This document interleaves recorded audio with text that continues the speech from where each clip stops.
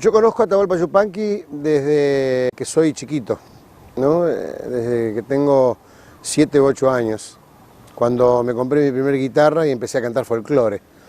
Las canciones de Atahualpa Yupanqui, en realidad, en esa época yo no las cantaba porque eran canciones que eran muy difíciles de cantar, muy difíciles de comprender para un chico de 7 u 8 años, ¿verdad?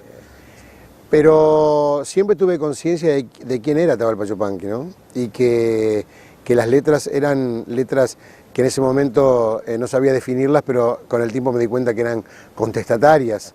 Aunque hay mucho paisaje también en Atahualpa, porque él combina lo social con la belleza del clima, la belleza de los bosques, de los árboles, de los ríos, de las montañas, de los caballos, ¿no? Es como un poeta completo, digamos, ¿no? Entonces yo me daba cuenta que en el folclore, en la música folclórica, Atahualpa Yupanqui era como el hacedor de ese tipo de poesía, esa poesía complicada, social, completa. Siempre fue como un personaje inalcanzable, en todos los sentidos. En el sentido musical y en el sentido poético, era como que ya lo había dicho todo, ¿no? ¿Para qué vamos a componer si ya lo dijo esta persona? Años 72, 73, 74, digamos. En esa época él había sido prohibido ya y censurado, o sea que volvió a ser inalcanzable para mí porque se tuvo que ir a vivir a Europa, digamos. Donde por un lado habrá sufrido un montón, porque su ideología, su forma de ser y qué sé yo, tenía muy poco que ver con Europa, excepto la forma de vivir, que es una forma de vivir bastante compensatoria, digamos, bastante desarrollada, en donde a cualquier persona, a cualquier ser humano le gusta vivir de esa forma. Él, amén a todo eso, alcanzó una fama y una proyección totalmente internacional. Atahualpa ya había sido prohibido en unas anteriores dictaduras, como por ejemplo la de Onganía, la de Lanusse. Era un tipo mal visto, además era una persona donde lo tildaban de comunista, la palabra comunista era una mala palabra en esa época, y me di cuenta que era de alto nivel literario, digamos. ¿Por qué? Porque aparte de escribir llanamente como escribía, tenía entre las palabras silencios muy importantes, como pasa en la música. El silencio para la música es muy importante. Entonces, la sensación de leer a Atahualpa Yupanqui es leerlo con mucho silencio. Cuando él retorna a la Argentina, se entera del trabajo que yo hice, que se llamaba De Ushuaia a La Quiaca, y me tiene muy en cuenta. Ese día yo voy a verlo, año 86, voy a verlo actuar, y cuando voy al camarín a saludarlo, con mucha ansiedad, con mucho respeto, con mucho honor de poder saludar a ese personaje que tanto nos había dado en la música, él me ganó de mano. Me miró y me dijo, ¿qué tal, don Gieco? ¿Me soportó? Y yo me quedé realmente helado, ¿no? Frío, y después, analizándolo más fríamente, me di cuenta que era un personaje muy pícaro, ¿no?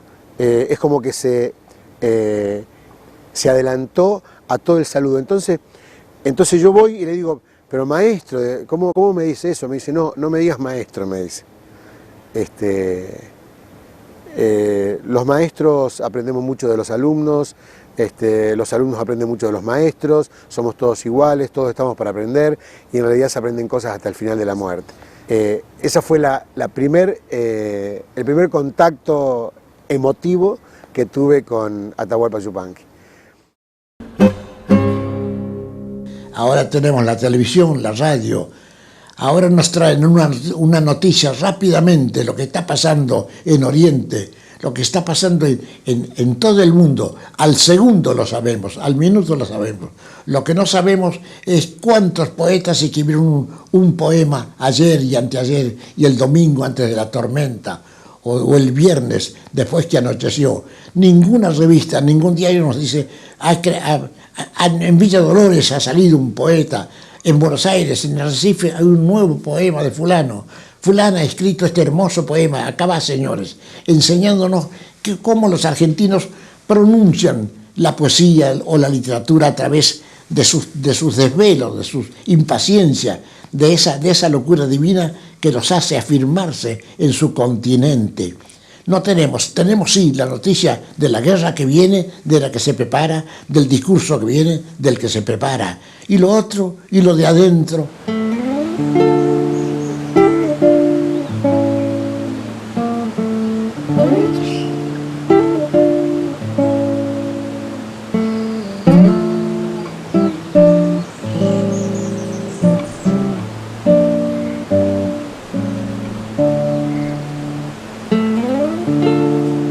Hay gente que deslumbra, lo mismo en la guitarra o en el violín o en el charango, gente que deslumbra tocando. De ahí a alumbrar es muy diferente, de ahí a alumbrar. Es lo que decía Segovia, tocar mucho no es tocar bien.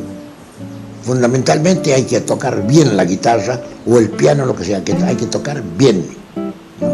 Después, si toca mucho, eso es otra cosa, eso es otro concepto.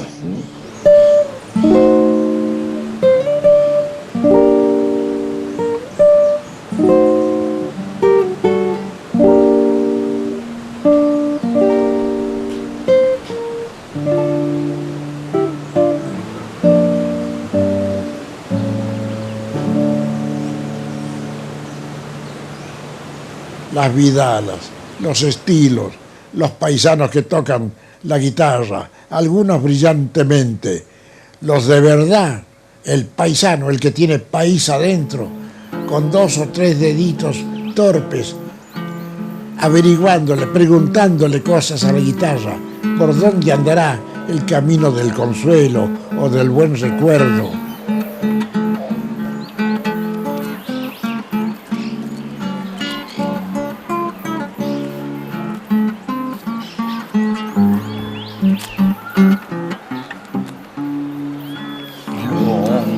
Milonga, te busco donde está, milonga que cantaban los paisanos de allá. Milonga, yo te busco, milonga, ¿dónde está? ¿En qué vaso de vino se ahogó triste destino de aquel que ya no está? Milonga en el boliche del macho podestá, guitarra sin la cuarta, cantor que no da más. Milonga, yo te busco, milonga, ¿dónde está? ¿En qué vaso de vino se ahogó triste destino de quien no pudo más? Cantar es rezar 2 veces, al pueblo y a Dios, o a Dios y al pueblo, según cada cual coloca la prioridad como se le dé la gana, o como lo siente, ¿no? Si es verdad eso, no creo que ningún rezo deba ser gritado. La persona que cuando canta una cosa criolla, la grita porque tiene voz, porque tiene decibeles en los micrófonos, y porque tiene la condición actual del sonar muy fuerte, no creo que tenga nada que ver con el ritual, con el hablar con el Dios que se le dé la gana, con el Dios que se invente o necesite para su espíritu, para su paz, para su felicidad o para su estado de ánimo. No creo que el gritar ayude a nadie en materia de canto profundo. No se le puede cantar a la tierra, no se puede decir, ningún hombre puede decirle a una mujer te amo a los alaridos, ¿no? O baja la voz o nada es cierto. Quisiera entrar una tarde en ese monte callado, a donde solo se escuche la marcha de mi caballo, a donde solo se escuche la marcha de mi caballo.